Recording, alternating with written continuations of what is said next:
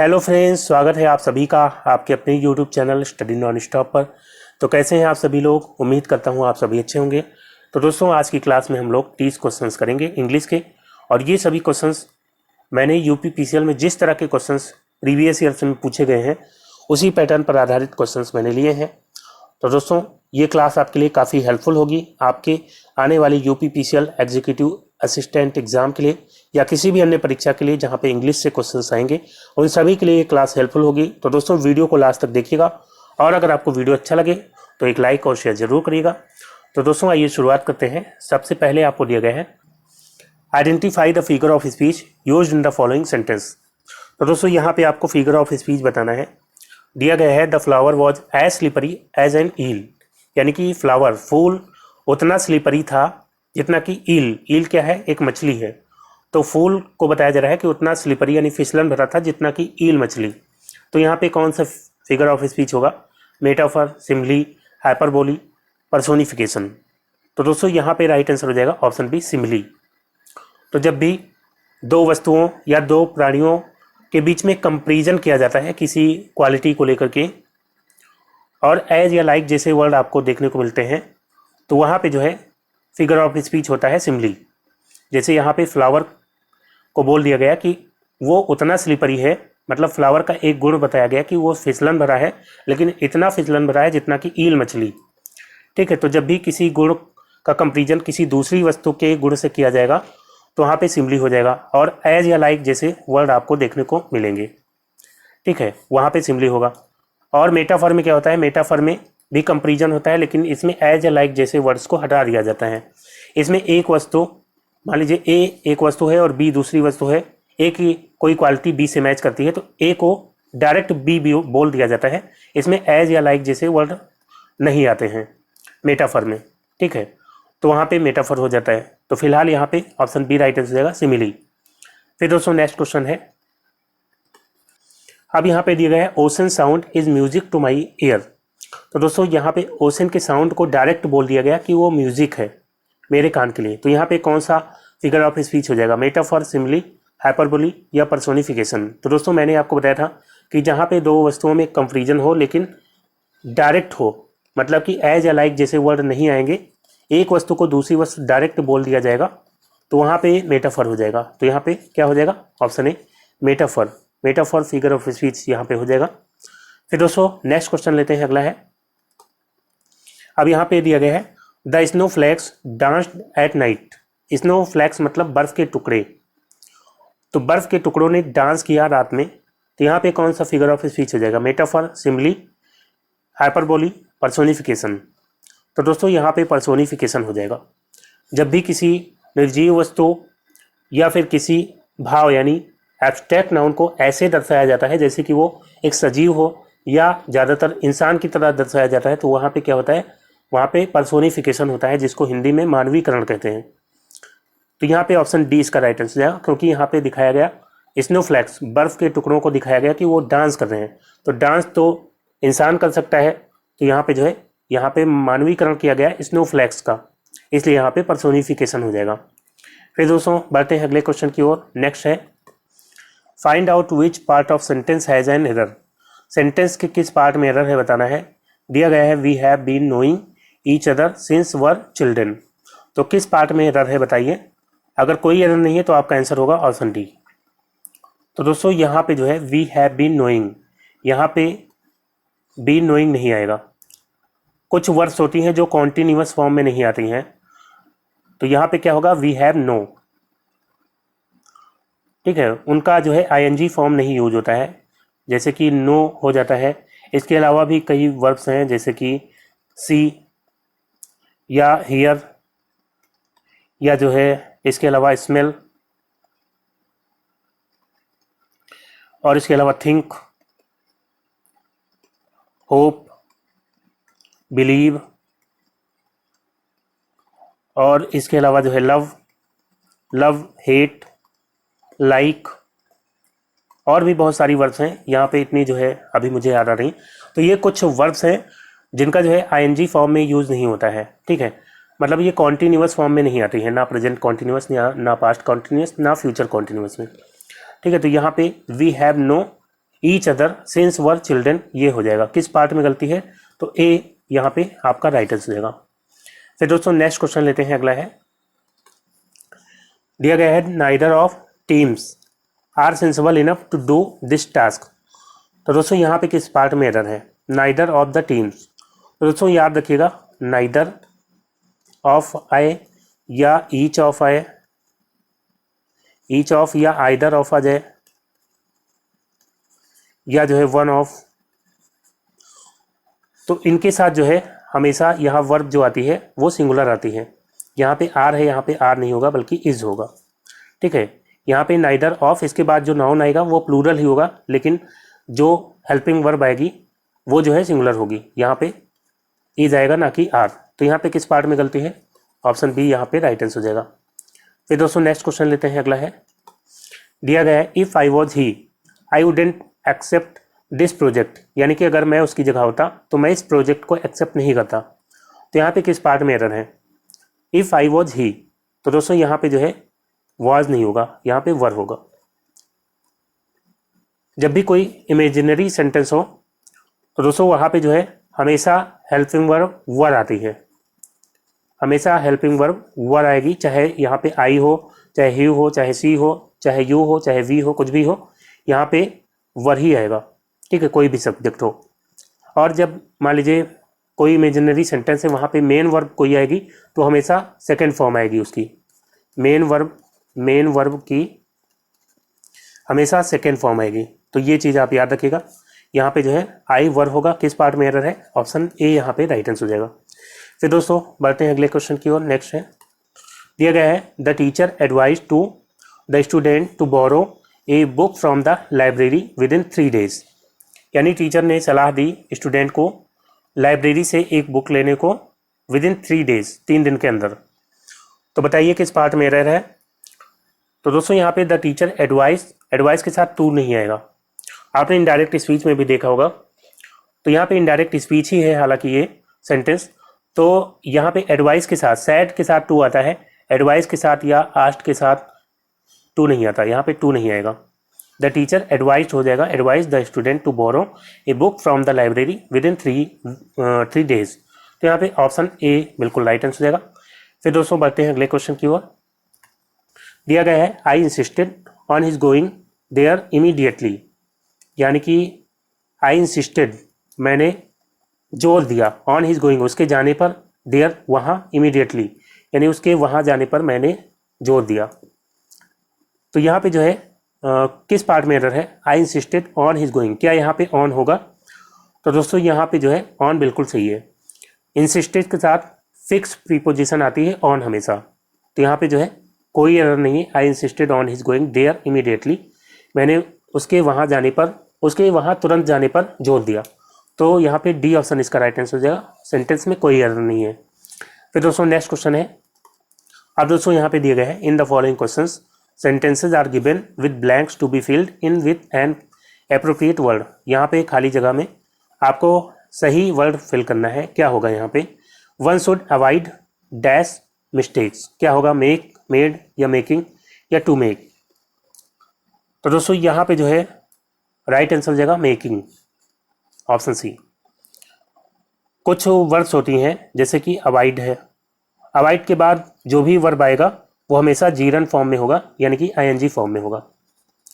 ठीक है, तो यहाँ पे जो है मेकिंग हो जाएगा। तो अवॉइड हो जाता है। इसी तरह से जैसे कि एडमिट, एडमिट के बाद जो भी वर्ब आएगा वो हमेशा आईएनजी फॉर्म में आएगा, या जो है डिले, या जो है इसके अलावा डिनाई, इंजॉय, फिनिश, प्रिवेंट। तो ये जो है कुछ वर्ब हैं और इसके अलावा भी हैं। तो इनके साथ जो है वर्ब की आईएनजी फॉर्म आती है। ठीक है, हमेशा वर्ब जो है जीरेंड फॉर्म में आएगा। यहाँ पे मेकिंग जो है राइट आंसर होगा, ऑप्शन सी। तो दोस्तों नेक्स्ट क्वेश्चन लेते हैं, अगला है, if I had been a millionaire I dash the poor. यहाँ पे क्या फिल होगा? Have helped, would have helped, या कैन हैव हेल्प्ड, या वुड हेल्प। तो दोस्तों यहाँ पे इसका राइट आंसर होगा option B, would have helped.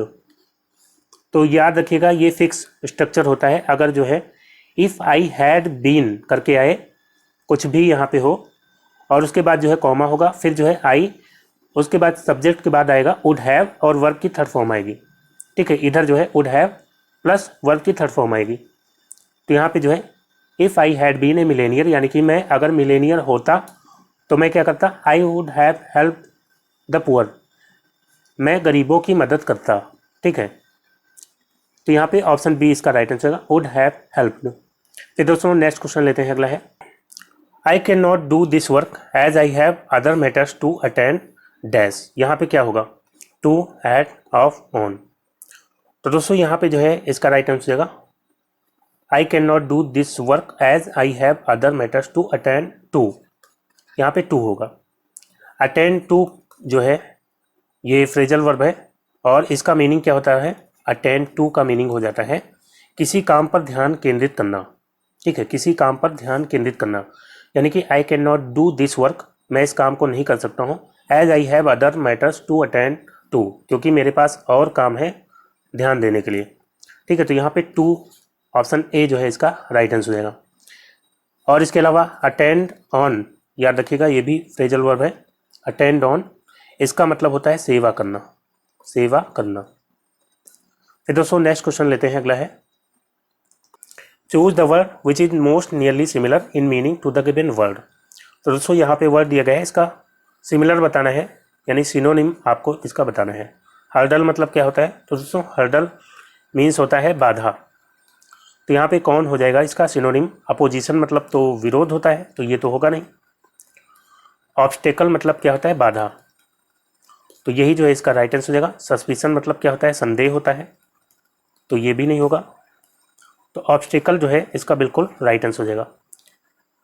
फिर दोस्तों नेक्स्ट क्वेश्चन को लेते हैं, अगला है तो दोस्तों यहाँ पे भी आपको नियरली सिमिलर बताना है, किसका, डिटर का। डिटर मीन्स क्या होता है, डिटर मीन्स होता है किसी काम को करने से रोकना या बाधा पहुँचाना, बाधा पहुँचाना, या जो है किसी काम को करने से रोकना, काम को करने से रोकना। तो दोस्तों यहाँ पे जो है इसका सिनोनिम बताइए क्या होगा। टू डिसअप्रूव, डिसअप्रूव मतलब क्या होता है, असहमति व्यक्त करना, तो ये तो होगा नहीं। टू डिफर, डिफर मतलब होता है भिन्न, यानी भिन्न करना, तो ये भी नहीं होगा। टू हिंडर, तो दोस्तों हिंडर का मतलब क्या होता है, बाधा पहुँचाना, बाधा पहुँचाना, तो यही जो है इसका राइट आंसर हो जाएगा, option C. To neglect, neglect मतलब क्या होता है, उपेक्षा करना, उपेक्षा करना, यहाँ पे ऑप्शन सी बिल्कुल राइट आंसर होगा, टू हिंडर। फिर दोस्तों नेक्स्ट क्वेश्चन को लेते हैं, अगला है दिया गया है, यहाँ पे भी सिमिलर बताना है, किसका, बार्बरिक का। बार्बरिक का मतलब क्या होता है, बार्बरिक मतलब होता है असभ्य। यहाँ पे दिया गया है प्री मेडिटेटेड, प्री मेडिटेटेड का मतलब क्या होता है, पहले से सोचा हुआ, पहले से सोचा हुआ, तो ये इसका सिनोनिम तो होगा नहीं। फिर दोस्तों अगला है बार्बर्स, यानी बार्बर का, नाई का, तो ये भी नहीं होगा। थोरनी मतलब बहुत मुश्किल, बहुत मुश्किल, तो ये भी नहीं होगा। और फिर अगला दिया गया है अनसिविलाइज्ड, तो यही इसका राइट आंसर होगा। अनसिविलाइज्ड मतलब क्या होता है, असभ्य। फिर दोस्तों नेक्स्ट क्वेश्चन लेते हैं, अगला है तो दोस्तों अब यहाँ पे दिया गया है in the following questions choose the word opposite in the meaning to the given word. यहाँ पे इसका अपोजिट बताना है, यानी एंटोनिम बताना है। तो क्या होगा इसका, कोहेरेंट का एंटोनिम। कोहेरेंट का मीनिंग क्या होता है, इसका मीनिंग होता है सुमेल या सुसंगत, सुसंगत। तो यहाँ पे क्या हो जाएगा, इनेप्ट मीनिंग क्या होता है, इनेप्ट का मतलब होता है अकुशल, तो ये जो है इसका एंटोनिम नहीं होगा। केयर फ्री, तो केयर फ्री मतलब क्या होता है, जिसको परवाह ना हो, तो ये भी नहीं होगा। डिस्टॉर्टेड का मतलब क्या होता है, विकृत, तो ये भी नहीं होगा। डिसऑर्गेनाइज्ड मतलब क्या होता है, बेतरतीब, बेतरतीब, तो एक होगा सुमेल या सुसंगत, और इसका अपोजिट क्या हो जाएगा, बेतरतीब, तो यही इसका राइट आंसर होगा, डिसऑर्गेनाइज्ड। फिर दोस्तों नेक्स्ट क्वेश्चन लेते हैं, अगला है तो दोस्तों अब यहाँ पे आपको दिया है एड्राइट, इसका भी आपको क्या बताना है, एंटोनिम बताना है। एड्राइट का अपोजिट क्या होगा, एडरॉइट का मतलब होता है निपुण, निपुण या कुशल, निपुण या कुशल। तो यहाँ पे स्किलफुल दिया है, तो स्किलफुल मतलब भी कुशल होता है, तो ये तो इसका सिनोनिम हो जाएगा। ड्राई मतलब क्या होता है, सूखा, तो ये तो होगा नहीं। क्लमसी, क्लमसी मतलब होता है बेढंगा, तो एक व्यक्ति होगा कुशल और एक व्यक्ति होगा क्लमसी मतलब बेढंगा, जिसको कोई ढंग नहीं है। तो यही जो है इसका राइट आंसर होगा ऑप्शन सी, क्लमसी। ठीक है, फिर दोस्तों नेक्स्ट क्वेश्चन लेते हैं, अगला है। अब यहाँ पे दिए गए हैं इंडोलेंट। तो इंडोलेंट इसका क्या बताना है, इसका अपोजिट बताना है। इंडोलेंट मतलब होता है आलसी, बताइए इसका क्या होगा अपोजिट। तो यहाँ पे दिया गया है मेल वोलेंट। मेल वोलेंट का मतलब क्या होता है, इसका मतलब होता है कि हानि पहुंचाने वाला, हानि पहुंचाने वाला। मेल वोलेंट का मतलब हानि पहुंचाने वाला या जो है दुष्ट या द्रोही। ठीक है, तो ये जो है इसका अपोजिट नहीं होगा। ब्रिलियंट मतलब समझदार होता है, तो ये भी नहीं होगा। सॉल्वेंट, सॉल्वेंट मतलब तो विलायक होता है, तो ये तो बिल्कुल नहीं होगा। डिलीजेंट, डिलीजेंट मतलब होता है परिश्रमी। तो दोस्तों यही इसका राइट आंसर होगा ऑप्शन डी, डिलीजेंट। फिर दोस्तों नेक्स्ट क्वेश्चन है। तो दोस्तों अब दिया गया है in the following questions a sentence has been given in active और पैसिव वॉइस। तो अब जो क्वेश्चंस आएंगे उसमें सेंटेंस आपको दिया गया होगा वो या तो एक्टिव वॉइस में होगा या पैसिव वॉइस में। तो अगर एक्टिव वॉइस में है तो उसका पैसिव बताना है आपको, और पैसिव वॉइस है तो उसका एक्टिव बताना है। तो दोस्तों यहाँ पे दिया गया है I was obliged to go. Obliged मतलब क्या होता है, ऑब्लाइज्ड मतलब कि बाध्य, यानी कि मैं जाने के लिए बाध्य था। तो ये जो सेंटेंस है ये पैसिव वॉइस में है, तो इसका जो है एक्टिव वॉइस क्या होगा, I was obliged to go. यहाँ पे वाज आ गया, वाज या वर पैसिव वॉइस में कब आता है, जब उसका एक्टिव जो है प्रेजेंट इंडेफिनिट होता है। कौन सा टेंस होता है, प्रेजेंट इंडेफिनिट। तो यानी कि यहाँ पे जो एक्टिव वॉइस होगा प्रेजेंट इंडेफिनिट टेंस में होगा। जैसे कि यहाँ पे पहला ऑप्शन दिया गया है circumstances oblige me to go, ये प्रेजेंट इंडेफिनिट में है। और यहाँ पे सर्कमस्टेंसेज क्यों आ गया, तो दोस्तों एक्टिव वॉइस में सब्जेक्ट जो है सर्कमस्टेंसेज था, और जब इसका पैसिव बनाते हैं तो इसको हटा दिया गया। मतलब यहाँ पे I was oblige to go by circumstances, तो ये जो है अनइम्पॉर्टेंट सब्जेक्ट था, तो पैसिव वॉइस बनाते समय इसको हटा दिया गया। तो इसलिए यहाँ पे केवल इतना आया I was oblige to go, क्योंकि इसकी ज़रूरत नहीं थी ये जो है सर्कमस्टेंसेज की। ठीक है, तो इसलिए इसको हटा दिया गया। लेकिन एक्टिव वॉइस में सब्जेक्ट को लाना पड़ता है, तो यहाँ पे circumstances oblige me to go, यही इसका राइट आंसर हो जाएगा, क्योंकि ये जो है प्रेजेंट इंडेफिनिट टेंस में है। तो ऑप्शन ए इसका राइट आंसर होगा। अगर बी में देखेंगे क्या गलती है, तो सर्कमस्टेंसेज ऑब्लाइज्ड, यहाँ पे पास्ट इंडेफिनिट टेंस हो गया इसलिए गलत हो जाएगा। Circumstances oblige I should go, यहाँ पे शुड आ गया। और यहाँ पे सर्कमस्टेंसेज ऑब्लाइजेस, तो यहाँ सर्कमस्टेंसेज ये प्लूरल है, तो प्लूरल के साथ जो है एस या ई एस वर्ब में नहीं लगता है। ठीक है, तो यहाँ पे जो है एस नहीं लगेगा, तो इसलिए गलत हो जाएगा। तो ए ऑप्शन बिल्कुल यहाँ पे राइट आंसर हो जाएगा। फिर दोस्तों नेक्स्ट क्वेश्चन है my father will write a letter. तो दोस्तों ये जो है फ्यूचर इंडेफिनिट टेंस का सेंटेंस हो जाएगा, मेरे पिताजी एक पत्र लिखेंगे। फ्यूचर इंडेफिनिट टेंस है, और फ्यूचर इंडेफिनिट का जब पैसिव वॉइस बनाते हैं तो हेल्पिंग वर्ब आती है विल बी, विल बी, और वर्ब की थर्ड फॉर्म आ जाएगी। और बाकी सब आपको पता है कि जो ऑब्जेक्ट होता है वो पहले आ जाता है, और सब्जेक्ट जो है बाई के साथ बाद में चला जाता है। ठीक है, तो यहाँ पे जो है अ लेटर इज रिटन दिया गया, तो विल भी आना चाहिए हेल्पिंग वर्ब, ये गलत हो जाएगा। A letter will have been, ये गलत हो जाएगा। अ लेटर वाज यहाँ पे आ गया, ये भी गलत हो जाएगा। Option D a letter will be written by my father, तो डी ऑप्शन बिल्कुल राइट आंसर हो जाएगा। फिर दोस्तों नेक्स्ट क्वेश्चन लेते हैं, अगला है the gardener ought to water the plants daily. तो दोस्तों यहाँ पे जो है इसका पैसिव वॉइस बताना है, the gardener ought to water the plants daily, यानी कि माली को डेली पौधों को पानी देना चाहिए। तो ये ऑट टू ये जो है मॉडल है, और मॉडल के साथ हमेशा मॉडल के साथ हमेशा बी लग जाता है पैसिव वॉइस में, और वर्ब की थर्ड फॉर्म तो पैसिव वॉइस में हमेशा रहती है। तो दोस्तों यहाँ पे जो है ऑब्जेक्ट क्या है, द प्लांट्स, जो वर्ब के बाद आता है। वाटर जो है यहाँ पे वर्ब है जिसका मतलब होता है पानी देना। तो इसके बाद जो है द प्लांट्स, ये ऑब्जेक्ट है, ये पहले आ जाएगा द प्लांट्स, और ऑट टू ये आ गया, और उसके साथ जो है मॉडल के साथ बी आएगा, बी आ गया। फिर वर्ब की थर्ड फॉर्म वाटर की थर्ड फॉर्म आ गई, water daily by the gardener. यही जो है इसका राइट आंसर होगा ऑप्शन ए। इसमें जो है बी में क्या दिया गया है, द प्लांट्स हैव बीन, यहाँ पे आ गया have been water daily by the gardener, ये गलत हो जाएगा। The plants are ought to be, यहाँ पे आर आ गया तो ये गलत हो जाएगा। द प्लांट्स और टू, यहाँ पे बी नहीं आया और वर्ब की थर्ड फॉर्म भी नहीं आई, तो इसलिए ये गलत हो जाएगा। तो ए ऑप्शन यहाँ पे राइट आंसर होगा। फिर दोस्तों नेक्स्ट क्वेश्चन है, the lady of the house was furnishing the mansion. तो दोस्तों यहाँ पे जो है कौन सा टेंस है, वाज फर्निशिंग, यानी जो है पास्ट कॉन्टिन्यूअस टेंस हो जाएगा, पास्ट कॉन्टिन्यूअस। तो इसका जब पैसिव वाइज बनाएंगे तो क्या होगा, तो दोस्तों यहाँ पे जो है हेल्पिंग वर्ब आ जाती है, वाज या वर्ब, वाज या वर्ब, और फिर जो है बीइंग लगता है, फिर जो है वर्ब की थर्ड फॉर्म। ठीक है, तो यहाँ पे द मेंशन जो ऑब्जेक्ट है ये पहले आ जाएगा, द मेंशन। हैज बीन यहाँ पे दिया गया है, गलत हो जाएगा। इज बीइंग गलत हो जाएगा। द मेंशन इज फर्निश्ड, ये भी गलत हो जाएगा। The mention was being furnished by the lady of the house, option D यहाँ पे बिल्कुल राइट आंसर हो जाएगा। फिर दोस्तों अगला क्वेश्चन लेते हैं, अगला है, अब यहाँ पे आपको दिया गया है, in the following questions 4 alternatives are given for the idiom or phrase underline. यहाँ पे आपको सेंटेंस दिया गया है जिसमें कुछ पार्ट अंडरलाइन है, तो जो अंडरलाइन पार्ट है वो इडियम या तो फ्रेज होगा, उसका सही मीनिंग आपको ऑप्शन में से बताना है। He knows how to break in horses. तो दोस्तों यहाँ पे ब्रेक इन जो कि फ्रेजल वर्ब है, ब्रेक इन का मतलब क्या होता है, ब्रेक इन का मतलब होता है, एक तो जो है इसका मतलब होता है घोड़े को सिखाना, घोड़े को ट्रेन करना या घोड़े को सिखाना। ठीक है, उसके लिए ब्रेक इन वर्ड यूज होता है।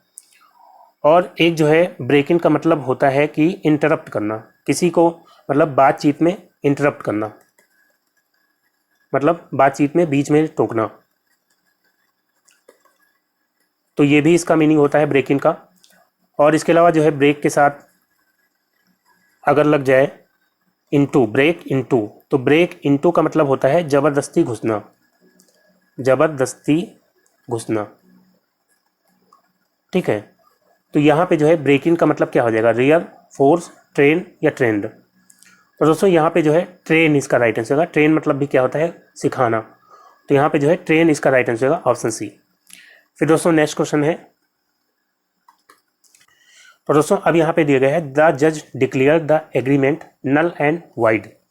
नल एंड वाइड का मतलब क्या होता है, प्रभावहीन, या जो अब लागू ना हो, जो वर्तमान में लागू ना हो। तो इसके लिए जो है बताइए कौन सा मीनिंग होगा। द जज डिक्लेयर द एग्रीमेंट, जज ने एग्रीमेंट को डिक्लेयर कर दिया, नल एंड वाइड यानी कि प्रभावहीन डिक्लेयर कर दिया, यानी रद्द कर दिया हम कह सकते हैं। तो एम्प्टी मतलब खाली होता है, यहाँ पे दिए गए अनल्ड, तो अनल्ड मतलब भी क्या होता है, रद्द। तो यही इसका राइट आंसर होगा, ऑप्शन बी। फिर दोस्तों नेक्स्ट क्वेश्चन लेते हैं, अगला है, दिया गया है, we should bury the hatchet and become friends. अब यहाँ पे बरी द हैचेट जो कि इडियम है, इसका मीनिंग क्या होता है, इसका मीनिंग होता है झगड़ा खत्म करना, झगड़ा खत्म करना। तो यहाँ पे क्या हो जाएगा, कीप ए सीक्रेट, तो ये तो होगा नहीं। इन्फ्लुएंस फ्रेंड्स, ये भी नहीं होगा। मेक पीस मतलब शांति बनाना, तो झगड़ा खत्म करना या शांति बनाना एक ही बात हो जाएगी, ऑप्शन सी यहाँ पे राइट आंसर होगा। फिर दोस्तों नेक्स्ट क्वेश्चन लेते हैं, अगला है, तो दोस्तों अब यहाँ पे दिया गया है, in the following questions out of the 4 alternatives choose the one which can be substituted for the given words और सेंटेंस। तो दोस्तों यहाँ पे जो है कुछ वर्ड्स या सेंटेंस दिया गया होगा, उसके लिए एक वर्ड आपको बताना है, वन वर्ड सब्स्टिट्यूशन का क्वेश्चन हो जाएगा। दिया गया है, इनकैपेबल ऑफ बीइंग टायर्ड, यानी कि ऐसा व्यक्ति जो थकने में असमर्थ हो, जो थकता ही ना हो कभी। तो क्या हो जाएगा, टायरलेस मतलब इसका भी मतलब होता है जो ना थके। और इनविंसिबल, इनविंसिबल का मतलब होता है अजेय, यानी जिसको जीता ना जा सके। अनटायरिंग का मतलब भी होता है जो ना थके, लेकिन इसका सबसे सही मीनिंग होगा इनडिफैटिगेबल। इनडिफैटिगेबल का मतलब होता है जो कभी ना थके, जो कभी ना थके। ठीक है, तो ये जो है इसका बिल्कुल राइट आंसर हो जाएगा, ऑप्शन डी। फिर दोस्तों अगला क्वेश्चन लेते हैं, अगला है, तो दोस्तों अब दिया गया है, a person who collects and studies stamps stamps मतलब डाक टिकट, ऐसा व्यक्ति जो डाक टिकटों को इकट्ठा करता है और उनकी स्टडी करता है। तो इसके लिए क्या हो जाएगा, एक वर्ड। तो दोस्तों यहाँ पे जो है इसका एक वर्ड हो जाएगा फिलाटेलिस्ट। ऑप्शन ए यहाँ पे राइट आंसर होगा। फिलाटेलिस्ट मतलब ऐसा व्यक्ति जो स्टैम्प्स यानी डाक टिकट को कलेक्ट करता है और उनकी स्टडी करता है।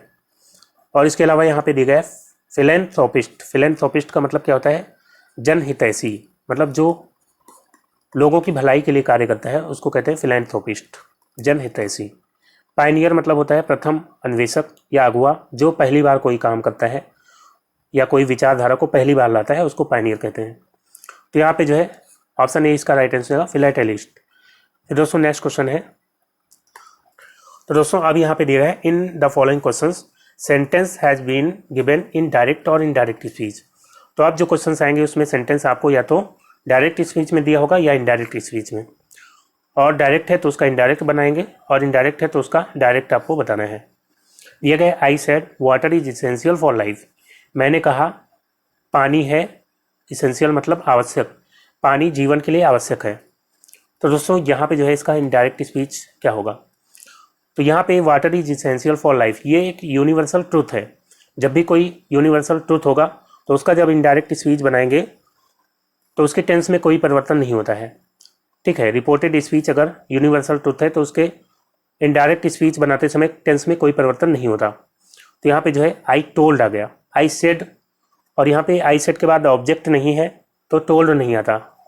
आई सेड टू हिम होता तब जो है आई टोल्ड हिम आ जाता, तो यहाँ पे आई टोल्ड तो नहीं होगा।